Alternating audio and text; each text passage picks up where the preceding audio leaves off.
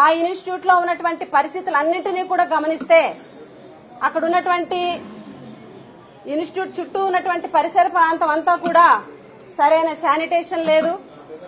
అదేవిధంగా 2 నెలలుగా అక్కడ ఆర్ఓ ప్లాంట్ పనిచేయడం లేదు. అంటే పిల్లలందరూ కూడా మినరల్ వాటర్ తాగడం లేదు, డైరెక్ట్ గా బోర్ వాటర్ తాగుతున్నారు. క్లియర్ కట్ గా వాటర్ కంటామినేషన్ వల్లే ఈ హెపటైటిస్ ఏ అనేది వచ్చింది. అలాగే ఇన్స్టిట్యూట్ లో ఉన్నటువంటి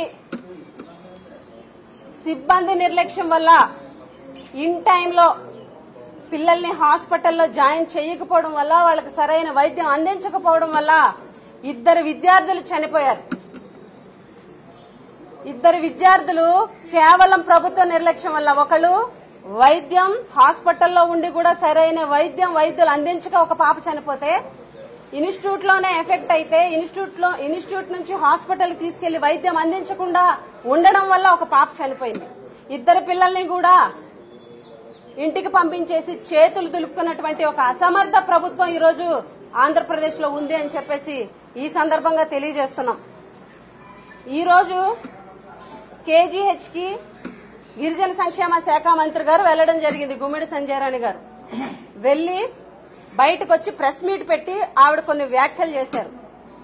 ఆవిడ మాట్లాడుతూ ఏమంటారు అనంటే, వాటర్ ఇష్యూ లేదు, వాటర్ బాగానే ఉంది, పిల్లలకి టాయిలెట్స్ ద్వారా వచ్చింది అని చెప్పేసి ఆవిడ చెప్పడం నిజంగా ఆవిడ ఎంపీ గారు అన్నట్టుగా మా గిరిజనుల దౌర్భాగ్యం ఆవిడ మంత్రి అవడం. ఎందుకనంటే మినిమం నాలెడ్జ్ లేదు, కనీస అవగాహన లేదు. ఒక స్టేట్మెంట్ ఇచ్చే ముందు గాని, ప్రెస్ మీట్ పెట్టే ముందు గాని ఆ అంశం మీద అవగాహన కల్పించుకొని పూర్తి సమాచారం సేకరించిన తర్వాత మాట్లాడాలన్న అవగాహన కూడా ఆవిడకి లేకపోవడం దురదృష్టకరం. ఈరోజు ఆవిడేమంటారనంటే ఆర్ఓ ప్లాంట్ ఉంది అని అంటారు. ఆర్ఓ ప్లాంట్ ఉంది, ఆర్ఓ ప్లాంట్ మీరు మెయింటెనెన్స్ 2 నెలల నుంచి అది పనిచేయట్లేదు, మెయింటెనెన్స్ చేయకపోవడం వల్ల అని చెప్పి ఫస్ట్ నుంచి మేము వాదిస్తున్నాం.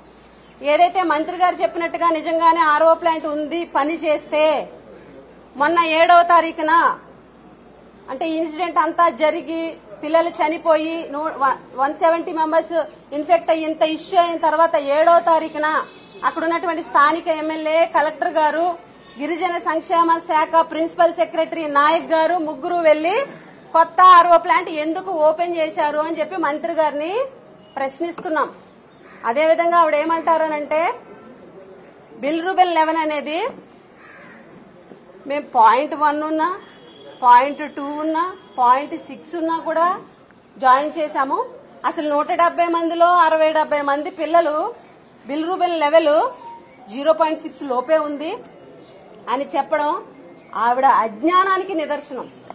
ఎందుకనంటే బిల్రూబెన్ లెవెల్ అనేది నార్మల్ 0.1 నుంచి 1.2 వరకు నార్మల్. 2.5 దాటి కళ్ళు ఎల్లోయిష్ గా ఉన్నా, బాడీ ఎల్లోయిష్ గా ఉన్నా అది జాండీస్ అనుమానితం అని చెప్పేసి స్పెషలిస్టులు చెప్తున్నారు. అసలు 0.6 బిలో ఉన్నటువంటి స్టూడెంట్స్ ని ఎవరిని కూడా హాస్పిటల్లో జాయిన్ చేయలేదు. ప్రతిపక్షం వాళ్ళు రాజకీయం చేస్తున్నారని అంటున్నారు. పిల్లలు మంచి కోరకుండా, పిల్లలకి బాగుండాలని కోరుకోకుండా రాజకీయం చేస్తున్నారని అంటున్నారు. సూటిగా మంత్రి గారికి మేము క్వశ్చన్ చేస్తున్నాం. 1వ తారీఖున మా కాన్స్టిట్యున్సీలో మేము ప్రశ్నించిన తర్వాత కాదా మీ యంత్రాంగం కదిలింది? ప్రశ్నించిన తర్వాత మేమందరం కూడా ఇష్యూ చేసిన తర్వాత కాదా మంత్రి గారు మీరు కేజీహెచ్కి వెళ్లి పిల్లల్ని పరామర్శించింది అని అడుగుతున్నాం. మేం ప్రశ్నించిన తర్వాత, మేము ఇష్యూ చేసిన తర్వాత కాదా గురుకులం సెక్రటరీ 6వ తారీఖున జూమ్ మీటింగ్ పెట్టి అన్ని ఇన్స్టిట్యూట్స్ లో ఆర్ఓ ప్లాంట్లు రిపేర్ చేయండి, అన్ని ఇన్స్టిట్యూట్స్ లో కూడాను శానిటేషన్ సరిగ్గా చేయండి అని చెప్పి ఇన్స్ట్రక్షన్స్ ఇచ్చింది మేం ప్రశ్నించిన తర్వాత కాదా? మేం ప్రశ్నించాం. శానిటేషన్ వర్కర్స్ కి 3 నెలలుగా జీతాలు లేవని చెప్పి 5వ తారీఖున ప్రశ్నిస్తే 7వ తారీఖున జీతాలు వేసినటువంటి విషయం నిజమా కాదా? రాజకీయం చేసింది మీరు. హాస్పిటల్ కు వచ్చి రాజకీయం చేసి జగన్మోహన్ రెడ్డి గారిని వ్యక్తిగతంగా విమర్శించి రాజకీయం చేయాలనుకున్నది మీరు. మొదటి నుంచి ఈ అంశాన్ని గిరిజన పట్ల, గిరిజన విద్యార్థుల పట్ల, గిరిజనుల వైపు నిలబడి ఫైట్ చేసి ఈ రోజు ఢిల్లీ దాకా వచ్చామనంటే మీ ప్రభుత్వ అసమర్థత కాదా అని చెప్పి మేము ఈ సందర్భంగా ప్రశ్నిస్తున్నాం. ఈ రోజు ఢిల్లీ దాకా వచ్చి national human rights commission chairperson గాని, అదేవిధంగా నేషనల్ ఎస్టీ కమిషన్ చైర్పర్సన్ గాని కలిసి ఈ అంశం మీద విచారణ జరపండి, బాధ్యులైనటువంటి వాళ్ల మీద శిక్షించాలి అని చెప్పేసి అక్కడ ఉన్నటువంటి ప్రాబ్లమ్స్ అన్ని చెబితే ఇద్దరు చైర్పర్సన్స్ కూడా షాక్ అయ్యారు.